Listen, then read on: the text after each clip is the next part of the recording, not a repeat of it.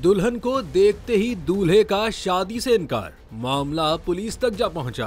भारत के इलाके जयपुर से ताल्लुक रखने वाला एक खानदान बारात लेकर जब दुल्हन के घर पहुंचा तो शादी से कुछ वक्त पहले दूल्हे को दुल्हन के खानदान पर शक पैदा हुआ। जब शादी की रस्म शुरू होने लगी तो दुल्हन की शक्ल सूरत देखकर दूल्हे ने शादी से साफ इनकार कर दिया। ये मामला बारातियों और दुल्हन के खानदान के दरमियान तनाजे का बाइस बन गया, जिसके बाद मकामी पुलिस को मुदाखलत करना पड़ी। पुलिस दोनों फरीकैन को थाने ले गई और पूछगिछ के बाद दूल्हे के खानदान को वापस भेज दिया, जबकि दुल्हन के खानदान का कहना है कि ये एकदम गैर जरूरी और उनकी इज्जत पर सवाल उठाने के मुतरादिफ है। उधर दूल्हे के खानदान ने इस वाक़े पर कोई वाज़ेह बयान देने से गुरेज किया।